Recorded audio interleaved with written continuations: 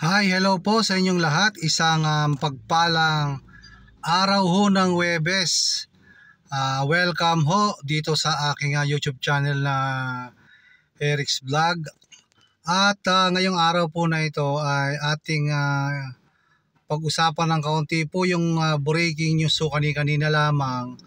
Mga ilang oras ho ang nakakalipas ay ang balita po ng Rappler at sa ibang mga pahayagan sa internet din ho, ayun hong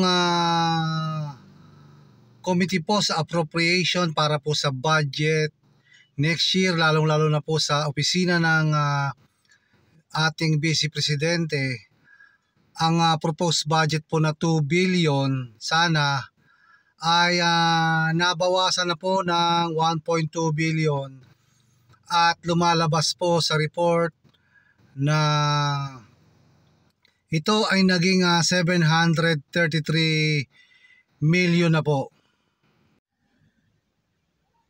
At ayon po sa report ay sinabi po ni Marikina 2nd District Congresswoman Stella Kimbo na naging 733 na lang po, 733 million ang proposed budget sa Office of the Vice President. So ayun ho ang balita ngayong araw na ito, at yan ho ay sa committee ho ng House Appropriation Committee po na pinamumunuan po mismo ng butihing Congresswoman ho ng ikalawang distrito ho ng Marikina City. So yan ho ang latest update tungkol po sa pag-aayos nga ng budget ng ating mababang kapulungan o yung House of Representatives. Dahil ho ngayong mga panahon na ito ay inaayos ho nila ang lahat ho ng gastusin at pagkakagasusan para ho sa taong 2025, at yan ho ay pipirmahan nila kapag naiayos ho lahat ng budget. Sa alam ko ito sa December bago ho pumasok ang taong 2025 ay kanila na hong pipirmahan yan para yan ho ang ilalaan sa susunod na budget. Kaya nga ho ina-align, kaya nga ho may mga budget hearing hindi lang ho sa mababang kapulungan, maski din ho sa Senado ay talagang ginagawa ho ito. At ayon nga po kay Risa Ontiveros ay inaayos nga ho ang ina-align ang lahat ng budget para ho masigurado na ang lahat ho ng budget ay mapupunta ho ng tama sa lahat ho ng ahensya ng gobyerno. Kaya ho meron tayong mga usaping ganito, lahat ho yan ng departamento at mga opisina ho ng ating pamahalaan ay talagang inaayos ho ang ating budget.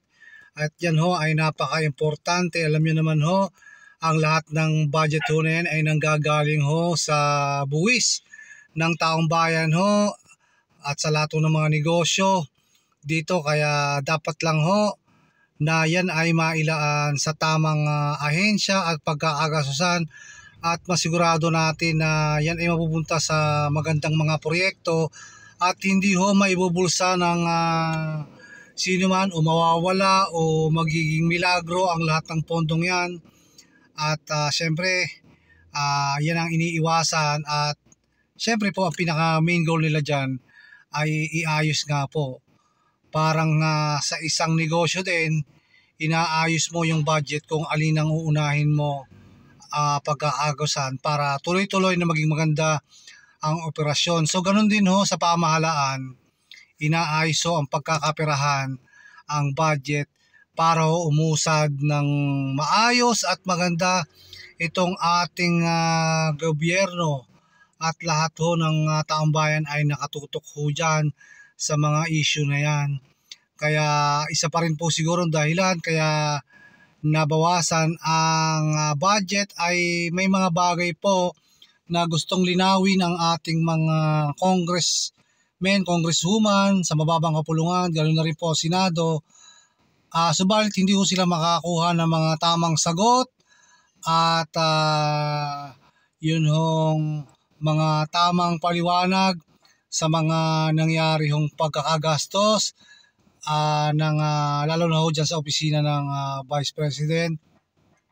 Kaya importante ho na inaayos ho ng ating mga mambabatas ho yung mga usapin dyan. Kaya yun ho, ang balita ngayong araw na ito na ang mahigit 2 billion ho na proposed budget para po sa Office of the Vice President na pinamumunuan po ni VP Sara Duterte ay nabawasan daw po ng 1.2 billion at lumalabas po na 733 million mahigit na lang po ang nakalaang proposed budget para po sa opisina ng Office of the Vice President. So ayun lang po, hanggang dito lang muna po ang ating vlog tungkol po sa usapin na yan sa budget po ng Office of the Vice President.